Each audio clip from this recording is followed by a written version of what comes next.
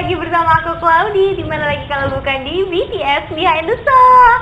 Nah, viewers, Claudi hari ini senang banget karena Claudi nggak sendiri. Claudi udah kedatangan si kembar jebolan X Factor yang sangat berbakat. Langsung aja kita sapa-sapa ya. Hai Kak. Halo. Wah, seneng banget aku tuh hari ini secara personally bisa ketemu sama kakak-kakak. Aku nggak sabar buat nanya-nanya tentang perjalanannya sampai detik ini ya. X Factor dan lain-lain, tinggal-tinggalnya. Tapi aku mau tanya dulu gimana Kak kabarnya hari ini. Terus perjalanan ke sini tadi macet nggak? Kabarnya baik. Yang pastinya macet banget ya. Oh iya macet ya? Macet oh banget. iya, kakak selamat menikmati, nanti pulangnya lebih macet lagi. Gak apa-apa. Yang penting hari ini bisa ngobrol-ngobrol di sini ya Kak. Kak, aku mau tanya dong, kakak tuh dari kecil berdua tuh emang hobi nyanyi ya? Emang kita dari kecil suka nyanyi gitu. Jadi karena di rumah tuh kan mama juga biasa nyanyi. Papa suka musik, jadi turun ke kita anak-anak dari saudari yang pertama yang sulung cewek, yang kedua cewek juga, yang bungsu juga cewek, semuanya suka musik. Jadi hampir setiap hari kita dengar musik dan akhirnya suka sama musik. Oh, berarti emang keluarganya tuh pecinta musik ya, emang musisi sejati ya, jadi turunlah anak-anaknya semuanya. Benar banget. Aku mau tanya dulu nih, pertama kali Kak Giri sama Kak Gani tuh nyanyiin lagu yang pertama kali tuh kayak, wah ini nih lagu pertama yang aku nyanyiin, itu apa? Lagu apa? Hanya itu beda. Lagu pertama yang aku sama Gani nyanyiin tuh itu lagunya Al dulu waktu masih SD kalau nggak salah tuh. Masih kecil. Aku bukanlah Superman. Aku bukan bintang. Ya, itu aku tahu. Itu emang lucu banget ya. Tapi emang kayak lagunya tuh enak didengar dan bisa dinyanyiin kan? Dan di waktu itu di tahun segitu tuh anak-anak umur kita tuh suka banget sama lagu itu. Jadi lu udah bilang bisa nyanyi kalau lu udah tahu nyanyi lagu itu. Bener. Tapi emang kalau misalnya itu enak dinyanyiinnya kan? Aku udahlah cukup ya. Oke. Nah dari situ akhirnya gimana ceritanya bisa sampai ikut X Factor? Jadi pertama kali kan nyanyi itu, terus kayak banyak yang bilang bagus atau gimana? Tapi sadar kan dari dulu tuh punya emang bakatnya tuh nyanyi gitu. Ya. Pada akhirnya sih kita buat fokus aja sih, fokus berdua buat nyanyi. Aku sama Gani mutusin buat mulai sekarang kalau gitu kita nyanyi berdua aja gitu.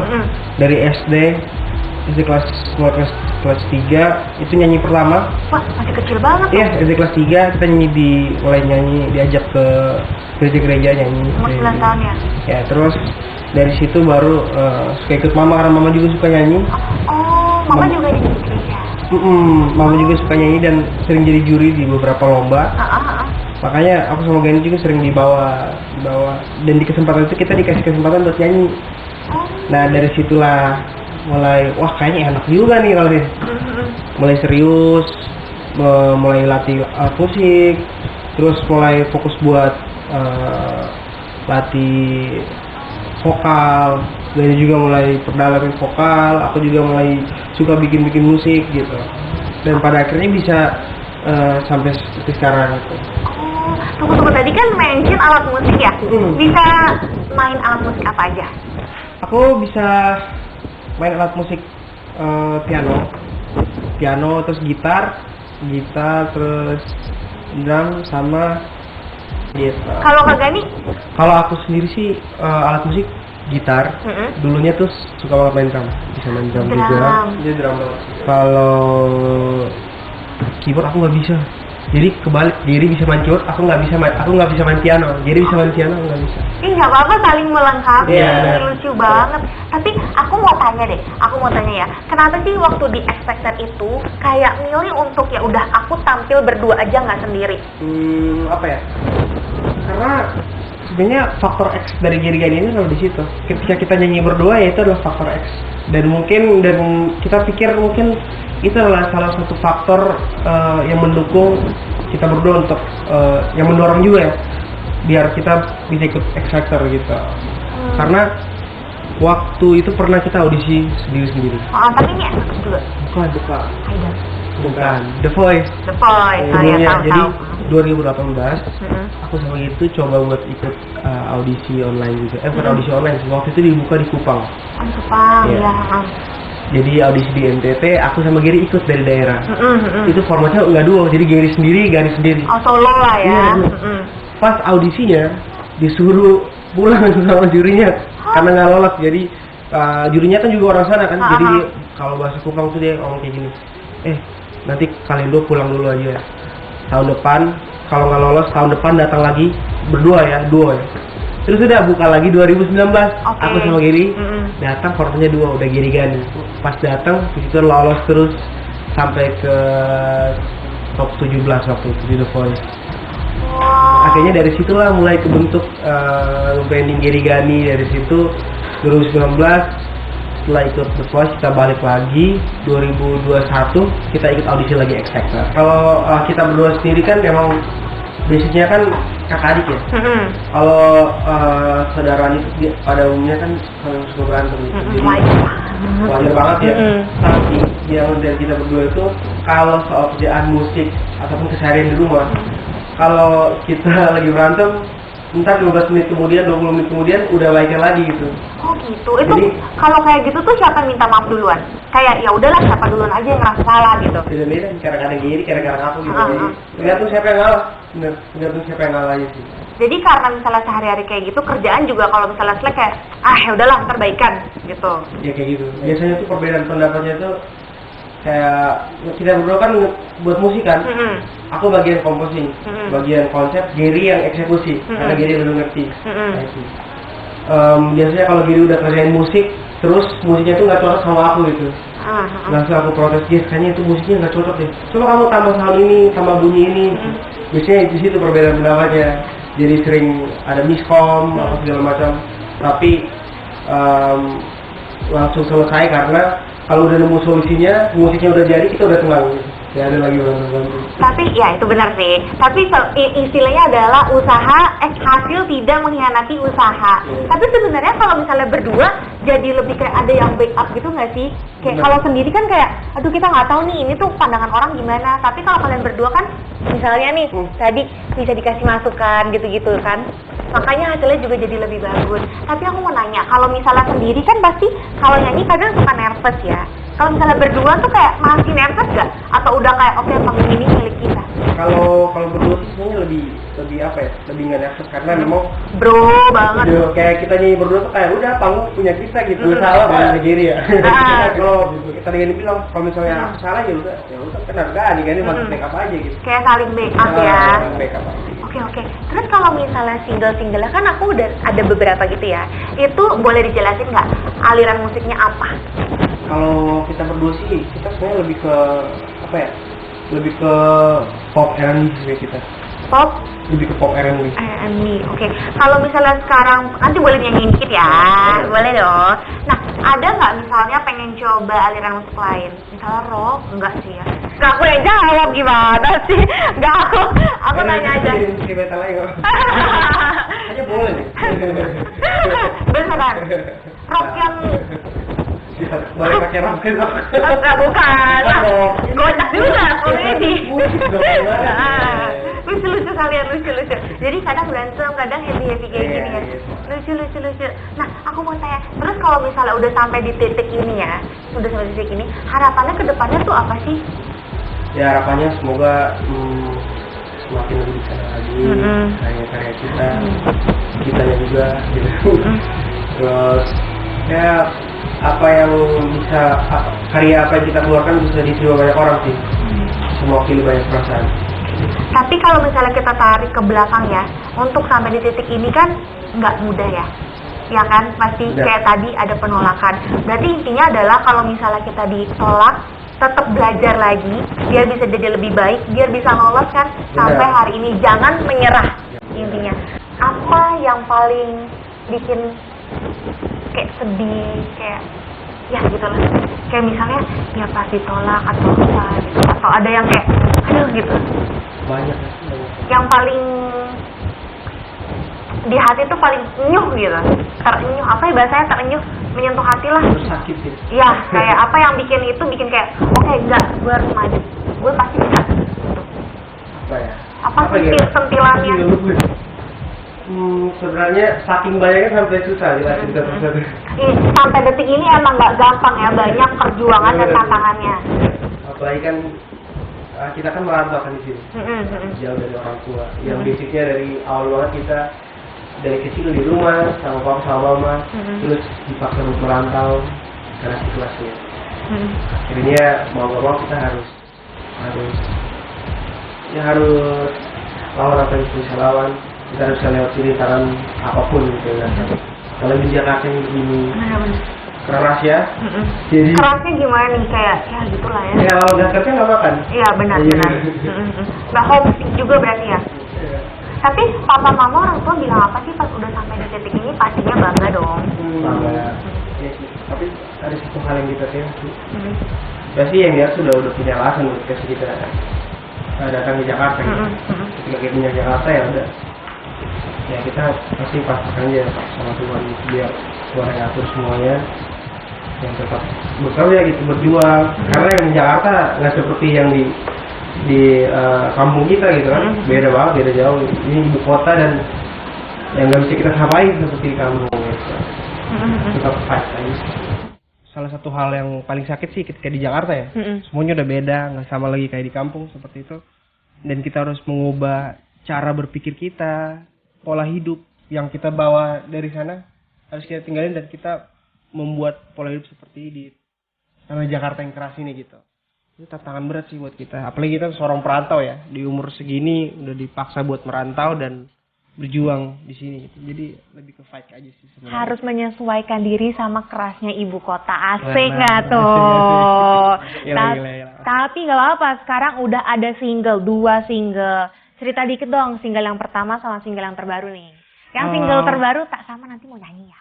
Nah, cerita dulu tentang single pertama. Jadi kalau single pertama itu kita bawain lagu Recycle. Kita recycle lagu dari musisi senior Indonesia, Utha Likumahua, yang berjudul Saat Kau Hadir. Pasti teman-teman semua tahu lagunya. Terus di lagu itu kita rilis tahun lalu di bulan Desember tanggal 9. Udah mau setahun dikit lagi. Sebelum cepet ya? Iya. Udah mau setahun ya? Udah mau setahun. Udah 2024. Happy New Year. Sorry. Iya. Tapi baru tahun baru, kemarin udah mau tahun baru lagi nih. Mau Natal lagi. Ya? Beli baju merah lagi. Nggak mungkin dong tiap Natal baju merahnya sama. Iya kan? Terus aku sih ya merah lagi. udah. Natal hijau aja lah. Ya terus saya biar gak merah semua baju aku. Valentine merah lagi. Ya udah. Go green aja. Iya, go green nanti Natal. Ya itu sih udah mau setahun. Dan sebelum bulan Desember ini kita akhirnya kemarin mutusin buat rilis lagi single terbaru. Lagunya berbeda jauh dari Saat Kau Hadir. Saat Kau Hadir kan happy banget kan itu vibes-nya. Di sini kalau vibes kedua ini kita lebih ke pop ballad, mellow, galau gitu. Tentang apa sih lagunya? Oh itu silakan tanya penulis lagunya. Boleh, langsung ke penulis lagu. Boleh diceritain tentang apa? Tentang selingkuh, bukan dong? Yang lagi hit sekarang. I love you for me, aku. Bukan ya? Udah. Kalau lagu Tak Sama ini sebenarnya tentang ini sih. Kedua pasangan yang nggak bisa sama-sama lagi. Kenapa? Karena udah beda gitu, udah nggak sama lagi. Kenapa bedanya? Maaf aku kepo berat. Karena apa? Karena emang status ekonomi yang berbeda, agama yang berbeda. Kita yang tak satu, kita yang tak satu. Banyak sih. Hampir semuanya berbeda gitu. Jadi buat kembali lagi tuh kayak susah banget gitu. Padahal udah sama-sama gitu. Jadi ceritanya tuh, pasangan ini tuh pengen ada di satu kota yang sama gitu. Tapi akhirnya udah ada di kota yang sama, mereka udah bareng tapi nggak bisa sama-sama lagi. Karena itu fokus ke karir masing-masing. Fokus ke karir masing-masing, fokus ke pasangan masing-masing. Wah, emang ya kalau misal dari hati tuh lebih nyampe ya lagunya ya. Boleh dinyanyiin dikit nggak? Aduh, takut nangis nih. Ini kan pengalaman pribadi, pasti dari hati. Ngerasain juga ya kalian sama? Kalau aku sih lebih kayak kalau aku ya cerita dikit ya. Jadi dulu awalnya adalah nggak usah lah. Iya, percintaan aku tuh ribet. Udah kepo. Jangan kakak aja. Boleh dinyanyiin dikit Kak? Takkan ada kita bila kau tak ingin bersama. Itu mau kamu, akunya ingin bersama. Kamu takkan salah Bukan kita yang salah, waktu yang egois untuk kita memaksa kau untuk pergi dariku. Wah, keren banget. Terima kasih untuk waktunya. Ini pertanyaan bonus sih sebenarnya, aku IG aja. Boleh nggak sih kasih pesan-pesan ke viewer semua di rumah? Yang pertama tuh buat mereka yang lagi berjuang sama karir mereka. Yang kedua buat mereka yang mungkin tidak bersama karena perbedaan.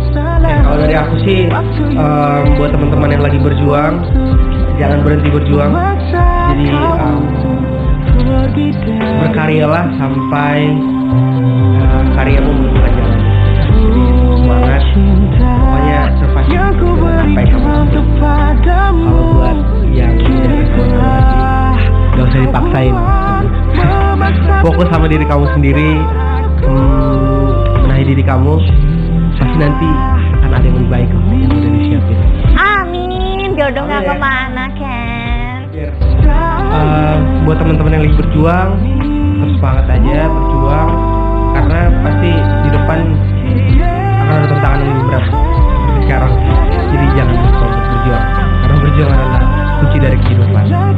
Terus buat yang gitu sama-sama lagi, ya nggak usah takut sih. Setiap perbedaan pasti ada.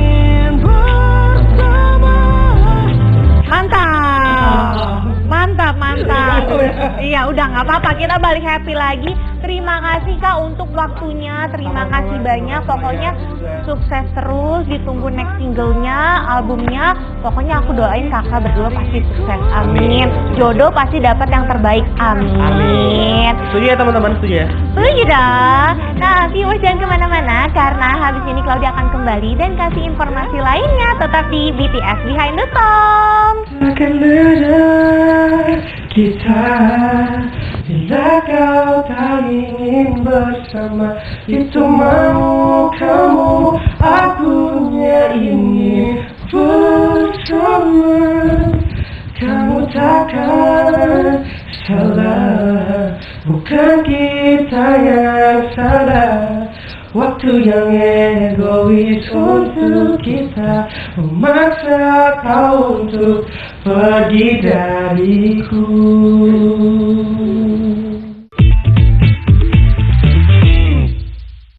Viewers, kalau tadi kita udah ngobrol-ngobrolnya pastinya seru banget nih. Nah, ini Claudia mau kasih tahu banyak banget kan musisi di dunia dan juga musik-musik di dunia. Contohnya yang salah satu ini jadi soundtrack Fast and Furious. Jadi ini dinyanyiin oleh aespa. Judulnya adalah Next Level. Nah, tahu dong. Ternyata itu pernah dinyanyiin nih viewers sama yang namanya Aston Wild. Wah, kalau misalnya kalian nonton Fast and Furious pasti tahu dong lagunya. Kalau nggak nonton juga tahu orang itu terkenal banget. Tapi lagunya emang enak loh. Next. Udah ya. Nah, selain lagu tadi ini juga ada Twice yang pop, tapi bukan yang itu ya viewers ya.